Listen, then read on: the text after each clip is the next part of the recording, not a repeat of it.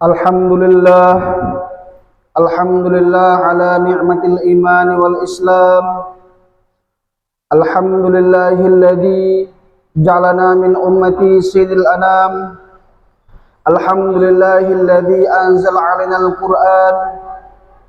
Alhamdulillahi ala jami'i ni'amil zahirah wal batinah, as-sabiqah wal lahiqatid dunyawiyah wal ukhrawiyah. Alhamdulillahilladzi hadana lihada wa ma kunna lanahtadiya laula an hadanallah. Asyhadu an la ilaha illallah wahdahu la syarika lah wa asyhadu anna wa maulana Muhammadar Rasulullah. Arsalallahu bil haqqi basyiran wa nadhira wa da'iyan ila Allah bi'idnihi wa sirajan munira. Allahumma salli wa sallim wa barik ala Sayyidina Muhammad wa ala alihi wa ashabihi wa tabi'ina lahum bi ihsan ila yaumiddin. Amma ba'du.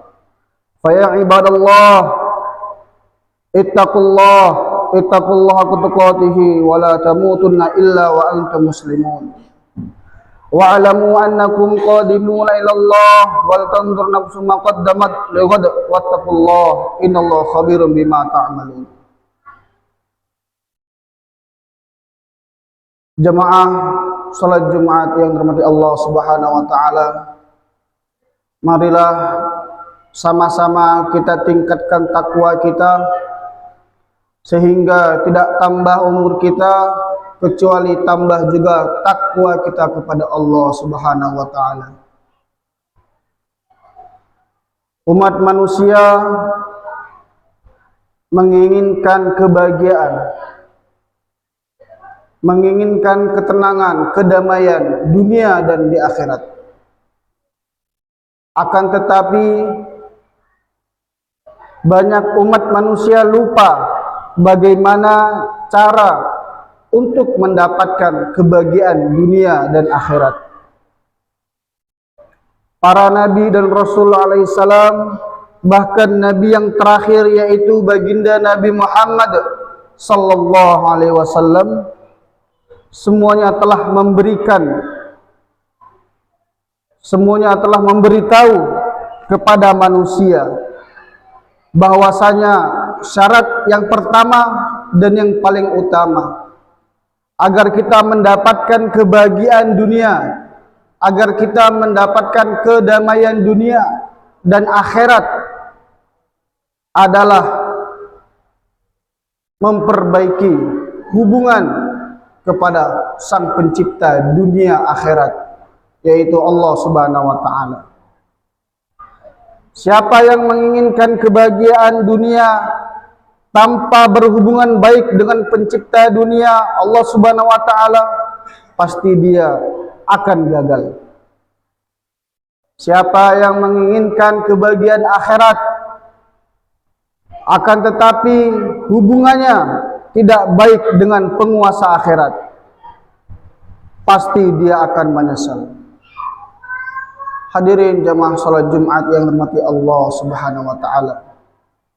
Itu adalah salah satu makna dari firman Allah Subhanahu wa taala, "Wa may yattaqillaha yaj'al lahu makhraja wa yarzuqhu min haitsu la yahtasib." Barang siapa yang bertakwa, maknanya yakinnya kepada Allah Subhanahu wa taala besar. Kehidupannya siang dan malam, taat kepada Allah Subhanahu wa taala, maka pasti Allah Subhanahu wa taala akan memberikan jalan keluar dari segala masalahnya. Hal ini menunjukkan bahwasanya orang yang takwa itu juga mempunyai banyak masalah di dunia ini. Memang dunia ini Allah Subhanahu wa taala ciptakan penuh dengan masalah. Pada akhirnya masalah orang-orang takwa tersebut akan diberikan jalan keluar oleh Allah Subhanahu wa taala. Orang yang benar-benar takwa dijamin oleh Allah Subhanahu wa taala. Setiap kesulitan apapun yang dihadapinya akan diselesaikan oleh Allah Subhanahu wa taala. Wal aqibatu lil muttaqin, dan akhir yang baik bagi orang-orang yang bertakwa. Hadirin jamaah salat Jumat yang dirahmati Allah Subhanahu wa taala. Janganlah kita berharap hidup tanpa ada masalah. Karena memang dunia ini diciptakan oleh Allah Subhanahu wa taala penuh dengan masalah. Masalah itu bukanlah masalah yang sebenarnya. Masalah itu adalah untuk meningkatkan derajat orang-orang yang beriman. Dan masalah itu adalah untuk menjatuhkan derajat orang-orang yang tidak beriman. Masalah di dunia ini justru supaya membuat kita sadar bahwa dunia ini bukanlah tempat kita yang sebenarnya. Tempat kita yang sebenarnya adalah akhirat. Masalah-masalah yang datang kepada kita di dunia ini adalah untuk meningkatkan derajat kita di sisi Allah Subhanahu wa taala. Masalah-masalah yang datang kepada kita di dunia ini adalah untuk menghapuskan dosa-dosa yang telah kita perbuat. Akan tetapi bagi orang yang tidak bertakwa, bagi orang yang tidak bertakwa kepada Allah, masalah-masalah itu justru menambah dia semakin jauh dari Allah Subhanahu wa taala. Menambah dia makin banyak dosa, menambah dia kian sangsara di dunia sebelum mendapat azab di akhirat. Inilah kehidupan dunia. Hadirin yang dirahmati Allah Subhanahu wa taala. Memang kehidupan dunia bukanlah kehidupan yang menyenangkan terus-menerus. Tidak ada kehidupan yang seperti itu. Orang-orang suci pun, para nabi dan para rasul alaihissalam juga menghadapi masalah-masalah. Para sahabat radhiyallahu anhum menghadapi masalah-masalah. Wali-wali Allah menghadapi masalah-masalah. Akan tetapi tetap saja mereka menjadi orang-orang yang mulia di dunia sebelum di akhirat. Maka janganlah engkau menjadikan masalah-masalah di dunia ini sebagai alasan untuk menjauhkan diri dari Allah Subhanahu wa taala.